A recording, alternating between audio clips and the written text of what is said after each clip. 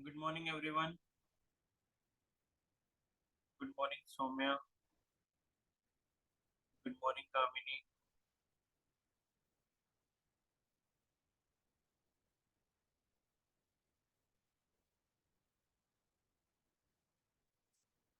Good morning, Divya. Good morning, Diksha.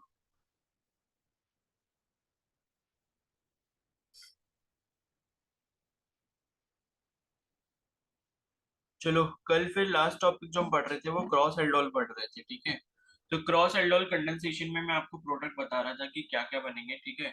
तो cross aldol में आप एक चीज ये ध्यान रखना, मैंने आपको बताया था कि जब भी क्रॉस एल्डोल होगा तो क्रॉस एल्डोल का मतलब क्या है कि लाइक या तो एल्डिहाइड के दोनों जो मॉलिक्यूल्स हैं मतलब क्या होंगे, अलग अलग होंगे, या आपके कीटोन्स के दो अलग अलग मॉलिक्यूल्स होंगे, तब आपका क्रॉस एल्डोल कंडेंसेशन होगा, ठीक है।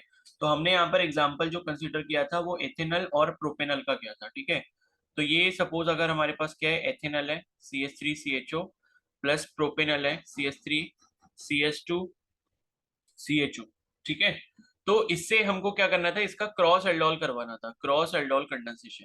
तो क्रॉस एल्डोल में हमेशा ध्यान रखना कि सबसे पहले तो इनके आपस में जो सेल्फ एल्डोल के प्रोडक्ट होंगे पहले तो वो बनेंगे, यानी कि CH3CHO से क्या बनेगा पहले, फिर CH3CH2CHO से, और CH3CH2CHO से क्या बनेगा, पहले इन दोनों के सेल्फ एल्डोल के प्रोडक्ट निकालोगे आप, और उसके बाद आपस में इनको पहले पहले आपने एथेनल रखा, फिर आपने प्रोपेनल रखा, फिर आपने एक प्रोडक्ट बनाया, और पहले आपने प्रोपेनल रखा और फिर एथेनल रखा, फिर आपने एक प्रोडक्ट बनाया। तो इस तरीके से आपके चार प्रोडक्ट बन जाएंगे, ठीक है। तो अब देखो इसको थोड़ा सा शॉर्ट करने का तरीका, कल जैसे मैंने आपको पूरा एक्सप्लेन करा था कि पहले क्या होता है भाई, एक आपका वहां पर बॉन्ड टूटता है, सी डबल बॉन्ड हो, ठीक है। तो यहाँ पर आपके चार प्रोडक्ट बनने वाले हैं, तो चार प्रोडक्ट कैसे बनेंगे, देखो फर्स्ट जो है हम प्रोडक्ट बनेंगे सेल्फ एल्डोल के। तो कैसे बनेंगे, उसमें CH3CHO प्लस CH3CHO करेंगे, और ये हमने कल करा भी था, ठीक है। तो ये जैसे मैंने कल आपको बताया था कि यहाँ पहले वाले में जो कार्बोनिल ग्रुप होता है उसका सी डबल बॉन्ड ओ टूटेगा, एक बॉन्ड टूटेगा, और फिर दूसरे वाले में से एक एच आ जाता है। तो देखो इसको लिखना कैसे होता है, इसको आपने लिखना ऐसे होता है CH3 C double bond O फिर H, और इस वाले को दूसरे वाले को आप ऐसे लिख लिया करो HCH2CHO, ये लिख लिया आपने, ठीक है। तो देखो मैंने कहा था कि सबसे पहले क्या होगा, ये वाला बॉन्ड आपका टूटेगा, यहाँ से ये बॉन्ड टूटेगा तो इस पे नेगेटिव आएगा, ठीक है। इस पे नेगेटिव आएगा तो ये वाला हाइड्रोजन जाकर इस पर चिपक जाएगा, ठीक है। और उसके बाद क्या होगा, ये जो हाइड्रोजन है ये इधर की तरफ लिख लेंगे नीचे की तरफ, और बाकी की जो चेन है वो यहाँ पर कॉपी हो जाएगी एज इट इज, ठीक है। तो आप इसको जो है रिएक्शन मतलब इसका जो प्रोडक्ट है वो कैसे लिखोगे, फाइनल प्रोडक्ट मैं आपको बता दे रहा हूँ फाइनल प्रोडक्ट कैसे लिखना होता है, ठीक है। तो फाइनल प्रोडक्ट के लिए हम क्या करते हैं, देखो वो पूरा मैंने मैकेनिज्म आपको कल बता दिया था कैसे होता है। तो इंटरमीडिएट अभी हम नहीं बना रहे, हम क्या बना रहे हैं, सीधे सीधे फाइनल प्रोडक्ट बना रहे हैं। तो देखो फाइनल प्रोडक्ट से ही हमें मतलब होता है। तो फाइनल प्रोडक्ट बनाने के लिए देखो आपको करना क्या होगा, फाइनल प्रोडक्ट बनाने के लिए क्या करना होता है, आपको ये ऑक्सीजन को हटा देना होता है, ठीक है। उसके साथ क्या करना होता है, यहाँ पर जो ये वाला आपको कार्बन दिख रहा है, जो दूसरा वाला आपका होता है मॉलिक्यूल, उसमें से आपको दो अल्फा हाइड्रोजन हटा देने होते हैं, ठीक है। दो अल्फा हाइड्रोजन मतलब इसको आप एज इट इज वैसे ही लिख लो जैसे पहले था ये। तो ये ऐसा था CH3CHO, ठीक है। तो आपको क्या करना होता है, अल्फा हाइड्रोजन हटाने होते हैं। अल्फा हाइड्रोजन मैंने आपको बताया था कि जो आपका ग्रुप लगा होगा, एल्डिहाइड लगाओ या कीटोन ग्रुप लगाओ, उसके साथ जो डायरेक्टली आपका कार्बन अटैच है उससे जो हाइड्रोजन जुड़े होंगे, ठीक है, वहां से आप अल्फा हाइड्रोजन को रिमूव करोगे। तो पहले वाले मॉलिक्यूल में से आप ऑक्सीजन को हटाओगे, दूसरे वाले मॉलिक्यूल में से आप दो अल्फा हाइड्रोजन हटाओगे, तो यहाँ पर दो अल्फा हाइड्रोजन आपको यहां से दिखेंगे, ठीक है।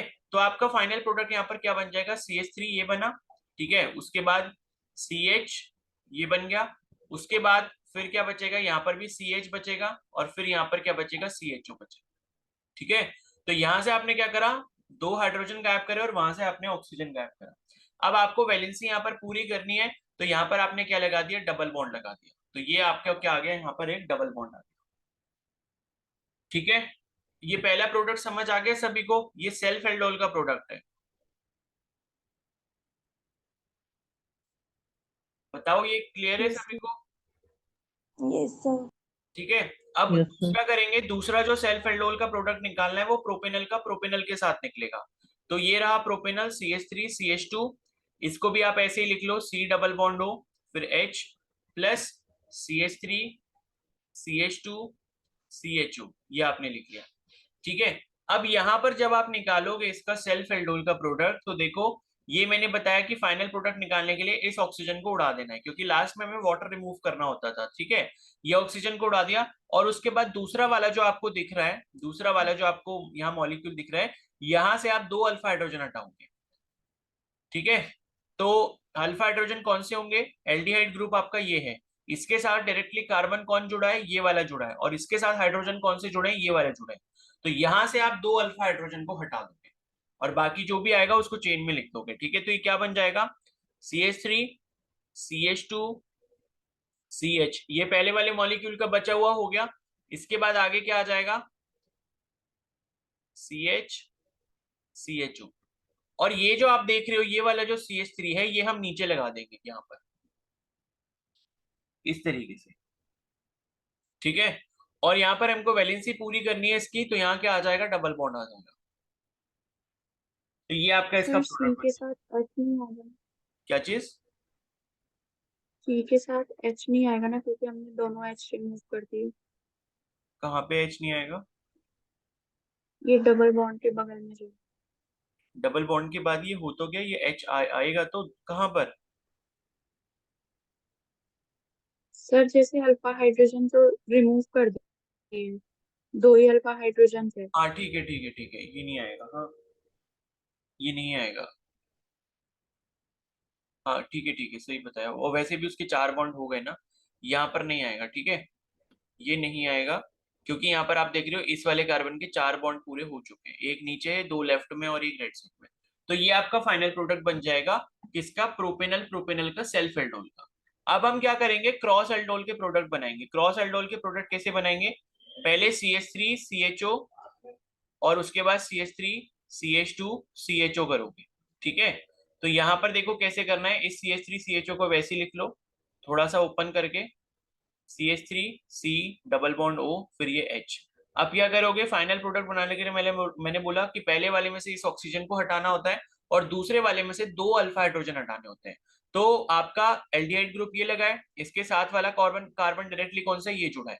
तो इसका मतलब 2 अल्फा हाइड्रोजन कौन से हो गए? ये वाले हो गए। तो इसका फाइनल प्रोडक्ट क्या बन जाएगा? CH3 CH, उसके बाद ये भी C आ जाएगा। ठीक है, और उसके बाद ये CHO आ जाएगा, और ये कार्बन के साथ ये वाला जो आपको दिख रहा है CH3, ये आप नीचे जोड़ दोगे यहाँ पे। ठीक है, तो कहने का मतलब है कि दूसरे मतलब पहले मॉलिक्यूल से दूसरे मॉलिक्यूल वहीं पर जुड़ेगा जहां पे दूसरे मॉलिक्यूल का अल्फा कार्बन आएगा। अब उसके पहले कितना भी कुछ भी लगाओ, वो साइड चेन बन जाएगा उसकी। ठीक है, और वैलेंसी पूरा करने के लिए हम क्या लगा देंगे? यहाँ पर डबल बॉन्ड लगा देंगे। तो डबल बॉन्ड कहाँ पर आ जाएगा? यहाँ पर आ जाएगा। नहीं सॉरी, यहाँ नहीं आएगा, पहले आएगा ना।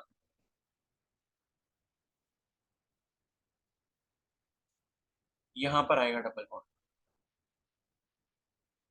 वैलेंसी पूरा करने के लिए। ठीक है, क्या आप समझ समझ आ गए सभी को? Yes sir. ठीक है, यस तो सर। अब इसका नेक्स्ट वाला आप खुद से करके दिखाओ। नेक्स्ट वाला जो क्रॉस एल्डोन निकालेंगे वो ऐसे निकालेंगे कि अब हम पहले नंबर पे यहाँ पर क्या रखेंगे? प्रोपेनल रखेंगे, जिसमें आप इसको इस तरीके से मान लोगे। ठीक है, तो प्रोपेनल आपने यहाँ पे रखा, और CH3 CHO आपने यहाँ पर रखा। तो अब बताओ मेरे को क्या बनेगा प्रोडक्ट यहाँ पर?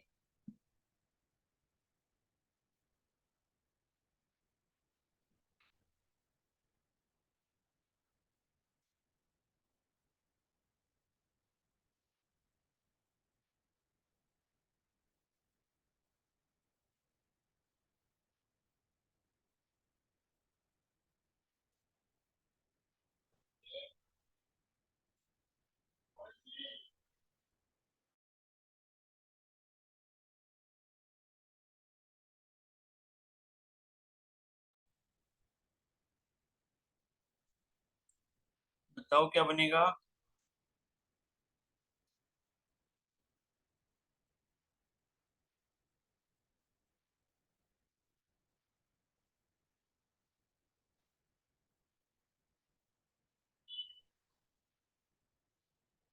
सर CH3 CH2 और CH डबल बॉन्ड CH।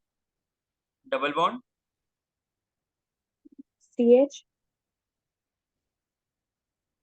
फिर CHO। फिर क्या CHO। यस। चलो, और बाकी को क्या आ रहा है?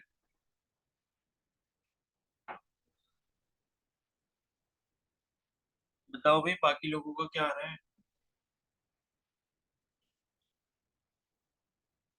सेम। ठीक है, तो देखो, ये ऑक्सीजन को पहले आपने उड़ा देना है, और दूसरे वाले मॉलिक्यूल में से आपने क्या करना है, जो आपका अल्फा हाइड्रोजन है, दो अल्फा हाइड्रोजन यहाँ से रिमूव कर दोगे, तो एल्डिहाइड ग्रुप का कार्बन आपको ये दिख रहा है, और एल्डिहाइड ग्रुप के कार्बन से डायरेक्टली लिंक्ड जो कार्बन होगा, उससे डायरेक्टली जुड़े हुए जो हाइड्रोजन होंगे वो अल्फा हाइड्रोजन होंगे। तो ये हो गए आपके अल्फा हाइड्रोजन, यहाँ से आप दो अल्फा हाइड्रोजन निकाल दोगे। ठीक है, तो देखो क्या बचेगा, CH3, CH2, ये बचा, और उसके बाद O तो चला गया, तो यहाँ पर CH बचा, और CH के आगे जो आपने क्या लगाना है, कार्बन और H, एक CH आ जाएगा यहाँ पर। ठीक है, क्योंकि हाइड्रोजन आपने दो रिमूव करे तो एक CH तो बचा ही है, और इसके आगे क्या आ जाएगा, CHO आ जाएगा। और अब वैलेंसी पूरा करने के लिए आप क्या लगा दोगे, यहाँ पर डबल बॉन्ड लगा दोगे, तो ये आपका जो है फाइनल प्रोडक्ट बन जाएगा।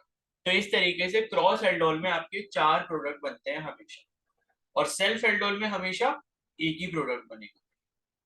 ठीक है, तो क्रॉस एल्डोल में पहले मॉलिक्यूल का सेल्फ एल्डोल होता है, दोनों ही अलग अलग मॉलिक्यूल का खुद का सेल्फ एल्डोल होगा, और उसके बाद उनका क्रॉस एल्डोल होगा। कैसे करके, पहले एक मॉलिक्यूल को पहले नंबर पे रखोगे, दूसरे को बाद में रखोगे, और फिर दूसरे वाले को पहले नंबर पे रखोगे, और पहले वाले को बाद में रखोगे। तो इस तरीके से आप चार यहाँ पर प्रोडक्ट बना लोगे। आ गई बात समझ में? तो ये बहुत इंपॉर्टेंट है, ये क्वेश्चन आपसे पूछा जा सकता है एग्जाम में। ठीक है, आपको दो मॉलिक्यूल दे देंगे, बोलेंगे एथेनॉल एथेनॉल का अगर क्रॉस, सॉरी, प्रोपेनॉल और एथेनॉल का क्रॉस एल्डोल कराएंगे तो क्या क्या प्रोडक्ट पॉसिबल है। ठीक है, तो वापस आ जाओ रिएक्शंस पे। क्रॉस एल्डोल वाली काफी ज्यादा इंपॉर्टेंट थी, इसलिए मैंने आपको एक्सप्लेन कर दी पूरी।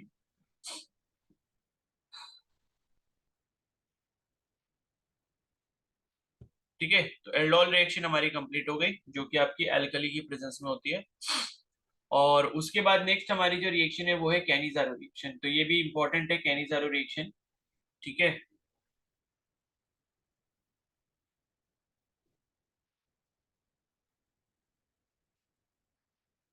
तो देखो कैनिजारो रिएक्शन में क्या होता है, aldehydes which do not have an alpha hydrogen atom undergo self oxidation and reduction, that is just proportionation reaction on heating with concentrated alkali. ठीक है, देखो कैनिजारो रिएक्शन किसमें होगी, जिसमें आपका अल्फा हाइड्रोजन प्रेजेंट नहीं होगा।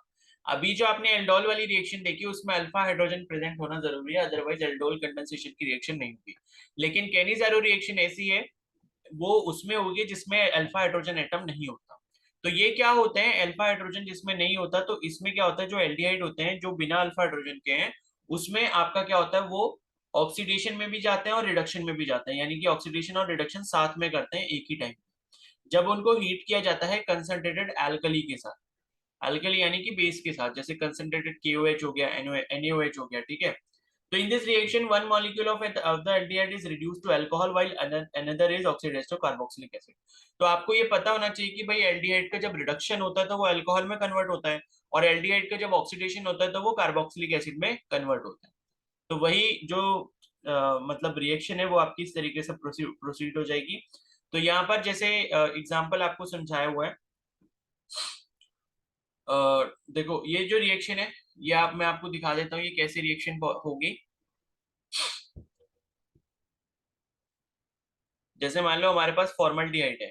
ठीक है, तो फॉर्मल्डिहाइड में हमारे पास क्या है, अल्फा हाइड्रोजन नहीं है, क्योंकि इस कार्बोनिल ग्रुप के साथ अगर कार्बन जुड़ा होता, उसके साथ हाइड्रोजन जुड़ा होता, तब हमें अल्फा हाइड्रोजन मिलता। तो इसका मतलब है यहाँ पर हम कैनिजारो रिएक्शन करवा सकते हैं।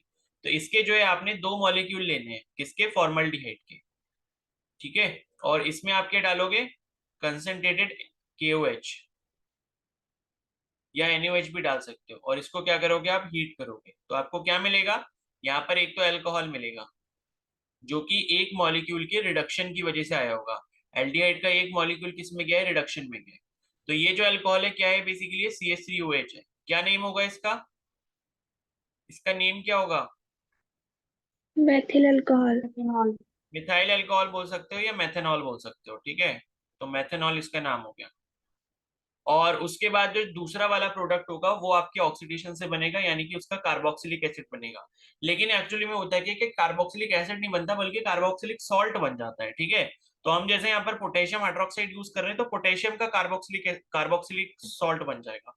तो ये जो बनेगा ये ऐसे बन जाएगा HC डबल बॉन्ड O, ये तो ऐसे रहेगा, और एक बॉन्ड के साथ यहाँ पर OK जुड़ जाएगा।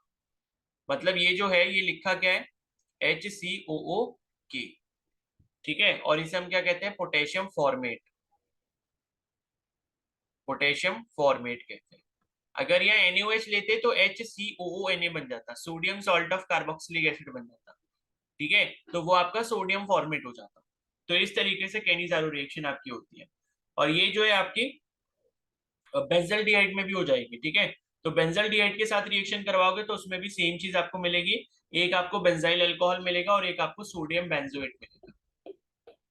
ठीक है, समझ में आ गई सभी को? Yes sir. उसके बाद नेक्स्ट रिएक्शन है HNO3H2SO4 के साथ। ठीक है, ये वाली रिएक्शन आपकी इलेक्ट्रोफिलिक सब्स्टिट्यूशन रिएक्शन है। तो aromatic aldehydes and ketones undergo electrophilic substitution at the ring in which the carbonyl group act as deactivating in meta directing group. तो क्या होता है कि जो कार्बोनिल ग्रुप होता है वो आपका कैसा होता है, मेटा डायरेक्टिंग ग्रुप होता है। मेटा डायरेक्टिंग का मतलब है कि वो जहां पर मतलब किसी भी रिएजेंट को अटैक करने की जगह देगा वो मेटा पोजीशन पे देगा। ठीक है, तो कार्बोनिल ग्रुप आपका कैसा है, मेटा डायरेक्टिंग है। तो यहाँ पर जो आपकी नेक्स्ट वाली रिएक्शन है, मान लो हमारे पास बेंजल डिहाइड है इस तरीके से। ठीक है, ये हमारे पास बेंजल डिहाइड है CHO। तो इसकी जब आप रिएक्शन करवा रहे हो HNO3 in the presence of H2SO4, और टेम्परेचर यहाँ पे है 273 से लेके 283 केल्विन, मतलब 0 से 10 डिग्री सेल्सियस का। ठीक है, तो क्या होगा, इसको चाहो तो आप ऐसे भी लिख सकते हो, मतलब ये जैसे मैं बना रहा हूं। ठीक है, यहाँ पे CHO तो एज इट इज लगा ही रहेगा, और इसके मेटा पोजीशन पे यानी कि यहाँ पे NO2 आ जाएगा। यहाँ पे भी आ सकता है, यहाँ पे भी आ सकता है, एक ही जगह पे आएगा, लेकिन दोनों मेटा पोजीशन है। ठीक है, तो ये रिंग को हमने ऐसे हॉरिजॉन्टली लिखा, आप इसको ऐसे भी लिख सकते हो। आप इसको जो है ऐसे भी लिख सकते हो, ये CHO हो गया, ये सेम रिएजेंट रहेंगे। ठीक है, और यहाँ पर क्या मिल जाएगा, ये CHO, और इसके साथ मेटा पोजीशन पे क्या लग जाएगा, NO2 ग्रुप लग जाएगा। तो राइट हैंड साइड में भी लग सकता है, यहाँ पर भी लग सकता है, किसी एक जगह पे आप लगा दोगे। ठीक है, तो ये जो आपका फाइनल प्रोडक्ट बनेगा ये क्या होगा, मेटा नाइट्रो बेंजल डिहाइड। ठीक है, क्लियर है सभी को ये? Yes sir. Yes sir.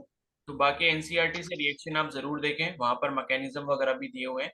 इसके मैकेनिज्म नहीं दिए हैं, ये तो आपको याद ही करनी है सिंपल। एल्डोल का मैकेनिज्म मैंने आपको समझा ही दिया था, कैनिजारो हो गई और ये वाली रिएक्शन भी हो गई। ठीक है, तो ये तीनों रिएक्शन हमारी यहाँ पर कंप्लीट हो गई।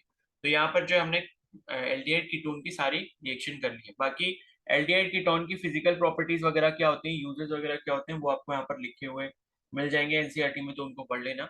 और उसके बाद नेक्स्ट यहाँ पर लिखा है कि methanal, ethanal, propanone, benzaldehyde, formic acid, acetic acid and benzoic acid are highly useful compounds in industry. तो इंडस्ट्री में इनका काफी ज्यादा यूज किया जाता है, ये जितने भी कंपाउंड्स हैं। ठीक है, तो ये इंडस्ट्री लेवल पे जो है काफी ज्यादा इंपॉर्टेंस रखते हैं। उसके बाद नेक्स्ट जो अपना है वो है अपना प्रिपरेशन और chemical reaction of carboxylic acid. ठीक है, तो पहला जो प्रिपरेशन का मेथड है वो ये है कि अगर आप अल्कोहल का ऑक्सीडेशन करवाते हो तो आपको क्या मिल जाएगा, कार्बोक्सिलिक एसिड मिल जाएगा। ठीक है, तो RCH2OH, अगर आप कोई भी जो है अल्कोहल ले रहे हो यहाँ पे, उसका ऑक्सीडेशन आप किससे करवा रहे हो, अल्काइल सॉरी अल्कलाइन KMNO4 यानी कि पोटेशियम पर मैग्नेट। ठीक है, तो इससे आप करा रहे हो, और और उसके बाद उसका क्या करवा रहे हो, हाइड्रोलिसिस। H3O पॉजिटिव का मतलब एसिडिक हाइड्रोलिसिस है। H3O पॉजिटिव मतलब कि H2O का मॉलिक्यूल ऐड हो रहा है इन the presence of H+ ion, यानी कि एसिडिक हाइड्रोलिसिस जब आप करवाओगे तो आपको क्या मिल जाएगा, यहाँ पे कार्बोक्सिलिक एसिड मिल जाएगा। ठीक है, तो इस तरीके से आप जो है ये रिएक्शन करवा सकते हो। उसके बाद यहाँ पर जो है आपको ये क्या दिया है, कोई बताएगा इसका नाम क्या है, ArCH3 क्या होता है,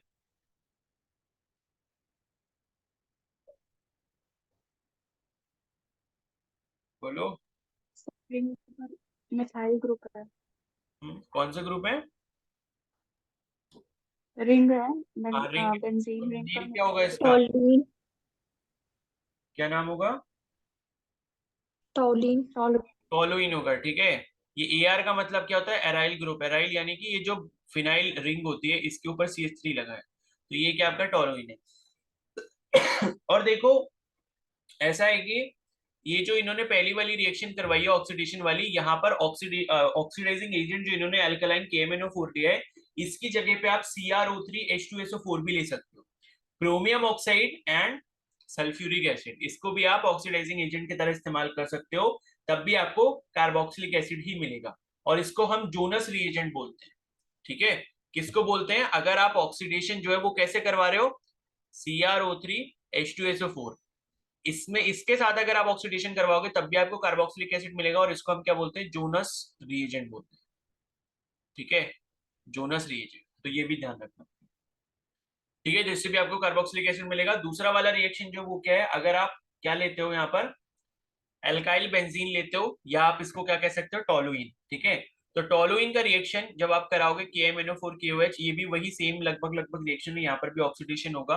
तो KMnO4KOH से जब आप कराओगे तो क्या होगा कि ये जो आपका CH3 है, ठीक है, जब आप यहाँ पर इससे रिएक्शन करवाओगे KMnO4 और KOH से, तो आपको पहले तो बीच में एक इंटरमीडिएट मिलेगा। क्या इंटरमीडिएट मिलेगा, यहाँ पर आपको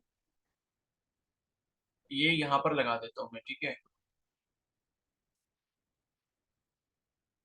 तो ये आपको क्या मिल जाएगा, COOK मिल जाएगा, ठीक है, पोटेशियम सॉल्ट ऑफ बेंजल्डिहाइड, ठीक है, या बेंजाइल फॉर्मेट बोल सकते हो उसको। तो इसका फिर आप क्या कराओगे, एसिडिक हाइड्रोलिसिस जब आप कराओगे, ठीक है, एसिडिक हाइड्रोलिसिस, तब आपको फाइनली जाके बेंजोइक एसिड मिलेगा। ये आपको क्या मिलेगा, बेंजोइक एसिड मिलेगा। तो इस तरीके से आपकी ये वाली कंप्लीट रिएक्शन होगी, ठीक है। तो इसको ध्यान रखना सेकंड वाली रिएक्शन को। उसके बाद नेक्स्ट है यहाँ पर आप क्या ले रहे हो, एल्काइल साइनाइड ले रहे हो, ठीक है। तो RCN का मतलब क्या होता है, नाइट्राइल होता है, ठीक है। तो नाइट्राइल को हम क्या करते हैं, यहाँ पर इसका हाइड्रोलिसिस करवाते हैं, तो हमें क्या मिलता है, अमाइड मिलता है सबसे पहले। और अमाइड का जब हम यहाँ पर वो कराएंगे, ठीक है, ये लिखा है कि nitriles are hydrolysed to amides and then to acids in the presence of H+ या OH नेगेटिव एज कैटलिस्ट। मतलब ये है कि जब आप या इसको नाइट्राइल भी कहते हैं, इसको साइनाइड भी कहते हैं। तो RCN क्या होता है, अल्काइल साइनाइड बोल लो या नाइट्राइल बोल लो, एक ही बात है। तो इसका जब आप यहाँ पर क्या कराओगे, जैसे मान लो मेरे पास क्या है, RCN है, तो RCN का जब आप हाइड्रोलिसिस करवाओगे, ठीक है, तो हाइड्रोलिसिस मतलब H3O पॉजिटिव लिख देते हैं, इसका जब हाइड्रोलिसिस कराओगे तो आपको RCONH2 मिलेगा। RCONH2 क्या होता है, अल्काइल अमाइड होता है, या अमाइड बोल सकते हो इसको, ठीक है। उसके बाद जब आप इसको H+ या OH नेगेटिव यानी कि बेस या एसिड एसिड के साथ इसका कैटलिस्ट, वो कैटलिस्ट की तरह ये जब रिएक्ट करेगा, तो यहाँ पर फाइनली आपको क्या मिल जाएगा, RCOOH मिल जाएगा। तो ये वाली रिएक्शन है आपकी तीसरी वाली, ठीक है। उसके बाद नेक्स्ट जो इन्होंने रिएक्शन दी है वो आपको यहाँ पर बेंजाइलमाइड की दी है, ठीक है। AR का मतलब क्या हो गया, फिनाइल रिंग हो गई, फिनाइल रिंग के साथ क्या जुड़ा हुआ है, CONH2 जुड़ा है। तो CONH2 कौन सा ग्रुप होता है भाई, एमाइड ग्रुप होता है। तो ये क्या हो गया, बेंजाइलमाइड हो गया। तो बेंजाइलमाइड जो होगा इसका भी आप हाइड्रोलिसिस करवाओगे तो सीधे सीधे आपको क्या मिल जाएगा, बेंजोइक एसिड मिल जाएगा, साथ में अमोनिया गैस होगी। तो ये आपकी अगली वाली रिएक्शन है जिसमें आप बेंजाइलमाइड को क्या करवाते हो, हाइड्रोलिसिस करवाते हो उसका, तो क्या मिल जाता है, बेंजोइक एसिड मिल जाता है, ठीक है। उसके बाद RMGX है, तो RMGX आपका क्या होता है, ग्रिग्नार्ड रिएजेंट, ठीक है। तो ग्रिग्नार्ड रिएजेंट को आप CO2 से रिएक्ट करवाओगे इन the presence of dry ether, तो उसके बाद जो है आपको एक इंटरमीडिएट मिलेगा, ठीक है। कैसे मिलेगा इंटरमीडिएट, जैसे मान लो RMGX है, इसका CO2 के साथ रिएक्शन करवा रहे हो इन the presence of dry ether, तो आपको एक इंटरमीडिएट मिलेगा जो क्या होगा, RC डबल बॉन्ड O और यहाँ पर OMGX, इस तरीके से आपको एक इंटरमीडिएट मिलेगा, ठीक है। अब ये इंटरमीडिएट का जब आप क्या कराओगे, यहाँ पर हाइड्रोलिसिस करवाओगे H3O पॉजिटिव, तो आपको फाइनली क्या मिल जाएगा, RCOOH मिल जाएगा, कार्बोक्सिलिक एसिड। तो ये आपकी नेक्स्ट वाली रिएक्शन ये रही, ठीक है। उसके बाद यहाँ पर है RCOCl, एसाइल हैलाइड, ठीक है। तो एसाइल हैलाइड का भी आप यहाँ पर क्या कराओगे, हाइड्रोलिसिस करवाओगे तो आपको क्या मिल जाएगा, कार्बोक्सिलिक एसिड मिल जाएगा। तो सभी का जनरली मतलब लगभग लगभग हमें क्या करवाना है, हाइड्रोलिसिस करवाना है। तो ये एसाइल हैलाइड है आपका, ठीक है। तो एसाइल हैलाइड का जब आप रिएक्शन करवाओगे किससे, मतलब इसका हाइड्रोलिसिस करवाओगे तो आपको क्या मिल जाएगा, कार्बोक्सिलिक एसिड मिल जाएगा। उसके बाद है ये आपका एसिड एनहाइड्राइड। ये क्या है? Acid anhydride. एसिड एनहाइड्राइड मैंने बताया था ना कब बनता है, जब दो मॉलिक्यूल कार्बोक्सिलिक एसिड के लेते हो, उसमें से वाटर रिमूव कर देते हो, तो ये आपको इस टाइप का स्ट्रक्चर मिलता है, RCO का होल ट्वाइस O, जिसे हम क्या कहते हैं? एसिड एनहाइड्राइड कहते हैं। तो एसिड एनहाइड्राइड का भी जब आप हाइड्रोलिसिस करवाओगे तो आपको क्या मिल जाएगा? यहाँ पर कार्बोक्सिलिक एसिड मिल जाएगा। ठीक है, उसके बाद नेक्स्ट जो रिएक्शन है RCOOR। ये क्या होता है भाई? RCOR ester. ईस्टर होता है। ठीक है, तो ईस्टर एस्टर। हाँ, ईस्टर का भी आपने क्या कराना है? हाइड्रोलिसिस करवाना है, तो आपको क्या मिल जाएगा? कार्बोक्सिलिक एसिड मिल जाएगा। ठीक है, और ईस्टर के केस में आप यहाँ पर जो है मतलब फिनाइल वाला ईस्टर भी ले सकते हो और सिंपल एल्काइल वाला ईस्टर भी ले सकते हो। आगे बात समझ में? तो इनके एग्जांपल्स आपको रिएक्शन समझा के जो है वो आपको वहां पर दिए हुए हैं, किसमें? एनसीईआरटी में। तो एक बार जरूर देख लेना। बाकी सबका आपने हाइड्रोलिसिस ही करवाया है यहाँ पे, और हाइड्रोलिसिस से आपको क्या मिल गया? कार्बोक्सिलिक एसिड मिल गया। ठीक है, अब उसके बाद यहाँ पर रिएक्शंस हैं। ठीक है, तो रिएक्शन जो है वो यहाँ पर क्या है?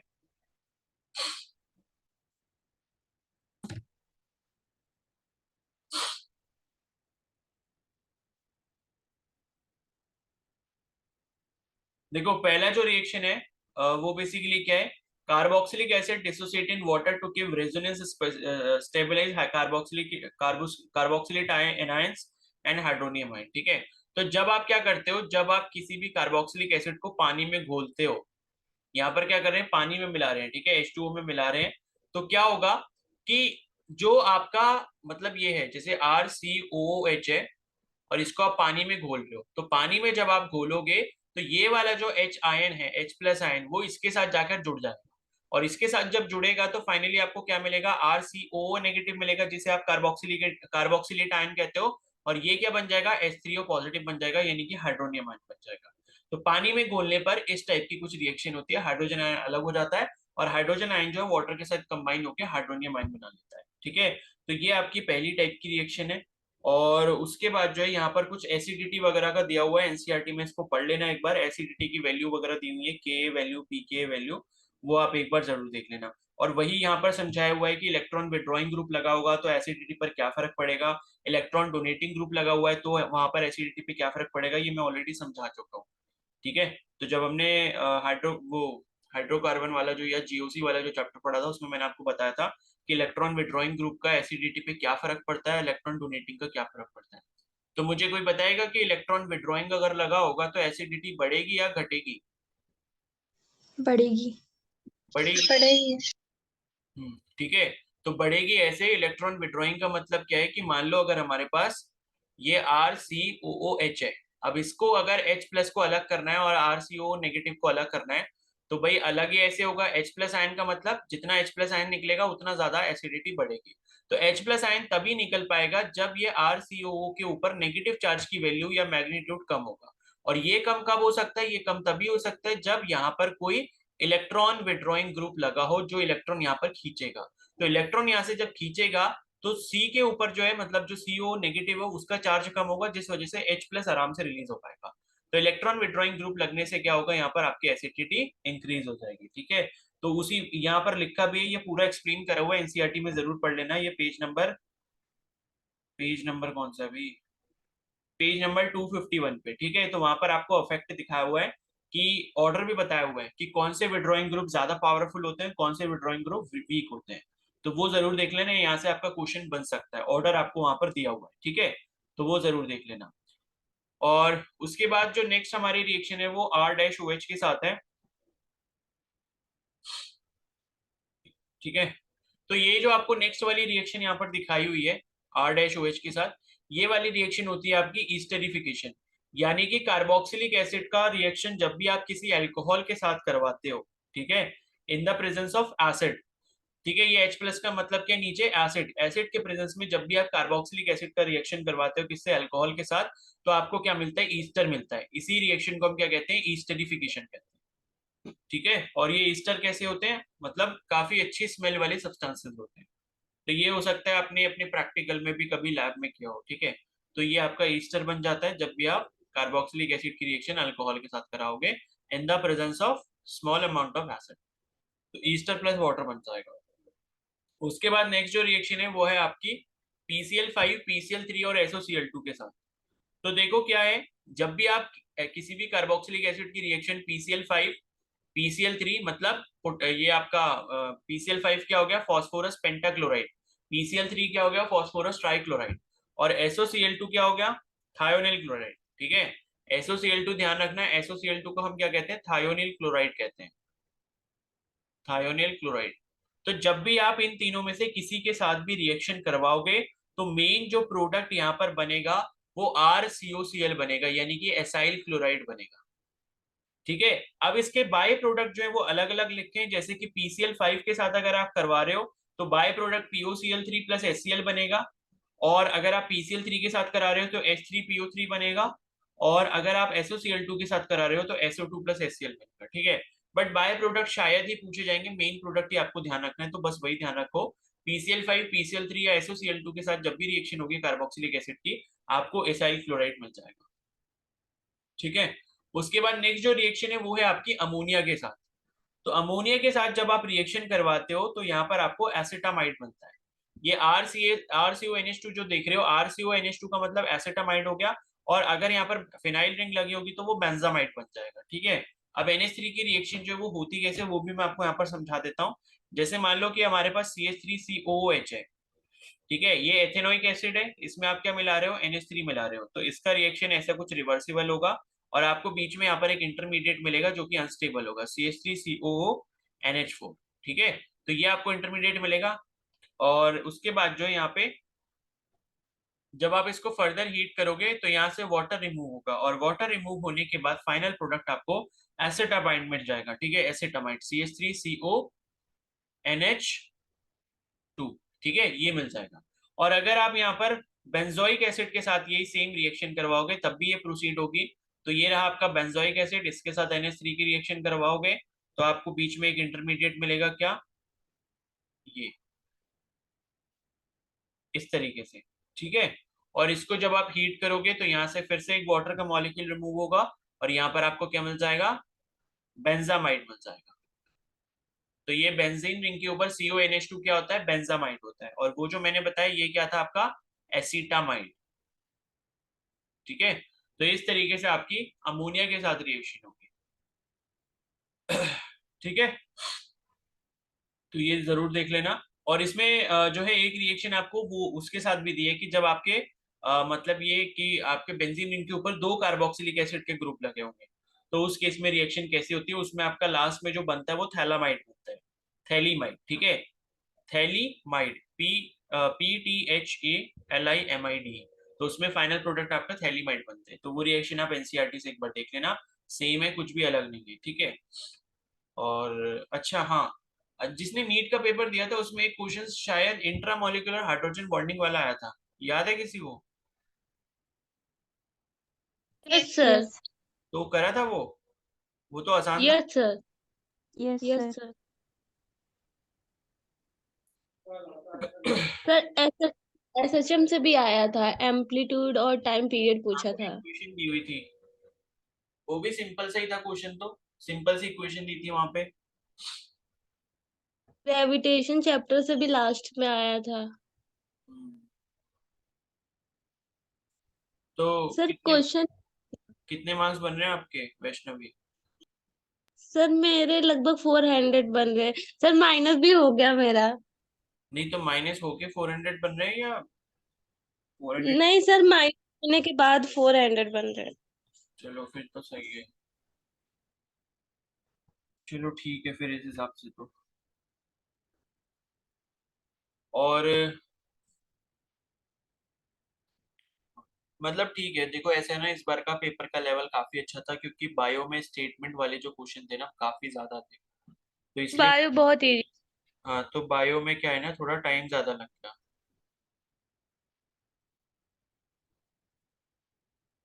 ठीक है, तो उसके बाद देखो नेक्स्ट जो रिएक्शन है वो है आपकी यहाँ पर रिडक्शन वाली। ठीक है, तो ये जो आप देख रहे हो LiAlH4 लिथियम एल्यूमिनियम हाइड्राइड के साथ रिएक्शन करवा रहे हैं इन द प्रेजेंस ऑफ ईथर, और उसके बाद उसका हम एसिडिक हाइड्रोलिसिस करवा रहे हैं, तो फाइनल जो प्रोडक्ट हमें मिलेगा रिडक्शन के बाद क्या मिलता है, अल्कोहल मिलता है। ठीक है, तो कार्बोक्सिलिक एसिड का जब भी आप रिडक्शन करवाओगे तो क्या मिलेगा, अल्कोहल मिलेगा, तो वही रिएक्शन है, तो सिंपल सी है इसको एज इट इज याद करना है, इसका मैकेनिज्म आपके एनसीईआरटी में भी नहीं दिया हुआ है, ठीक है।